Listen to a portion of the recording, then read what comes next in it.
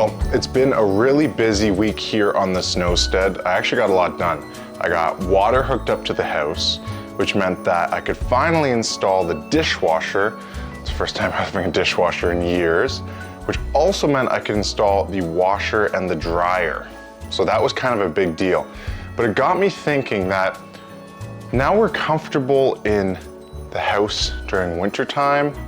It's kind of very different from where we came from, where we had a really rough winter in the van and you have to use other resources outside the van to keep going. It got me thinking, I don't think I've shared with you guys all the different parts of our homestead that helped us get to this point. So let's go outside, we'll take a little tour, and we'll check it out.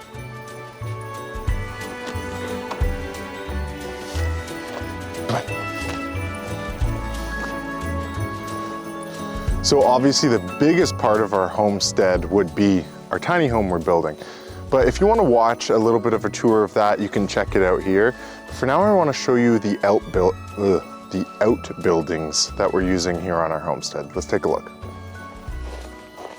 Now, when we first moved to the property, we had to clear the land, obviously, and we were living in our van at the time. So that meant that the first building that was here on the property was the van. And we actually lived in it for 5 years before moving into the tiny home, 3 of which were spent on this property. Obviously, a van is kind of small, and we had tools and stuff to bring with us to start our build here on the homestead, so we needed a space for that. Come take a look. We decided that the best option was to find a sea can or a shipping container and use that for storage and a shop. But the other thing was, we did have some extra materials that we didn't want to keep in there, like wood, as we were building. So that's why we got a carport. I'm going to open them both up and we'll take a look.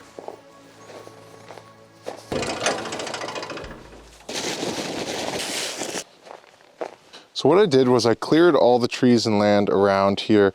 We set down the sea can. It's about a 20-footer heading to the back. I then built an overhang here to stop rain and snow when we were coming in and out all the time. I put a lamp post, extra light in the winter because it gets dark pretty soon. And then just don't mind the mess on the inside. It is using for building all the time, of course. But I've got all my tools and building materials all on this side of the sea can. It's pretty messy right now. Then on this side, we actually have an extra fridge and freezer, storage bins that run all the way to the back, and milk crates that hold fasteners and other tools, and actually some household items as well. Coming across to the carport, inside here we mostly keep extra lumber, garbage, snowblower, dirt bike, tractor, gas, extra materials we don't need to keep inside, winter tires, stuff like that.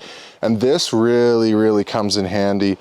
You can see that I did reinforce it for winter, and I put an extra tarp on the outside to kind of make this last a little bit longer. But yeah, this really works really well. And both of these things we've had for about 3 years now, and they're great storage.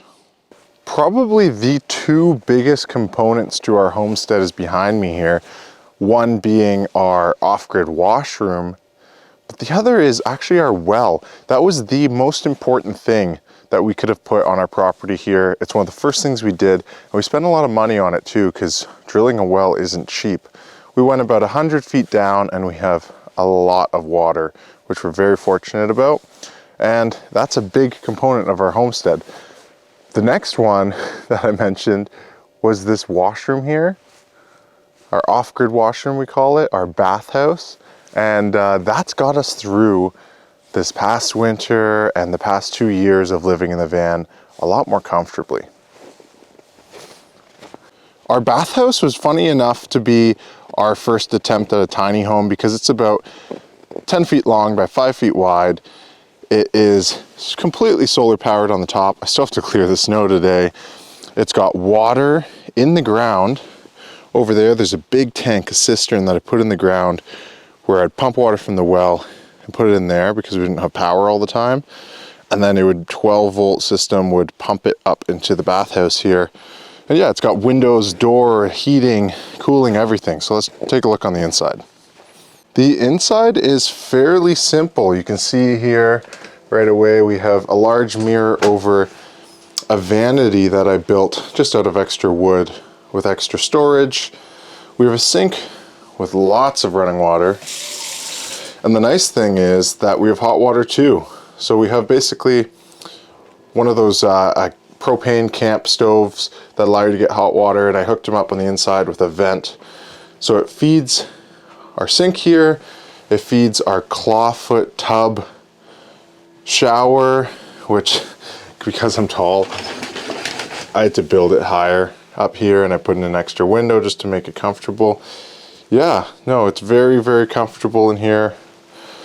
I actually worked on this flip-up desk for almost 2 years in here because it gives me more room than the van. And behind me is our pit toilet. So it's basically a composting toilet that we built in there. We have some extra storage, window, siding, and a portrait of Sadie. If we come back outside and we take a look around the back, you can see that this is the access to the cistern. So if I open that, you can see that's where I can fill up water in the ground. And on the back side, I built this cover for the propane, which does the hot water heater, and the diesel, which does our diesel heater that you can see right here. There's the exhaust for it. And then I also built in an exhaust for the pit toilet there. And funny enough, I used an old Xbox fan to pull air from out there. But yeah, it's a funny little bathhouse, and it works really well. So that's a really, really quick tour of our homestead and its buildings so far.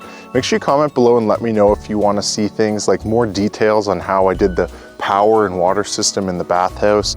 Let me know and I'll make a video like that, more detailed in the future. In the meantime, I'll see you later.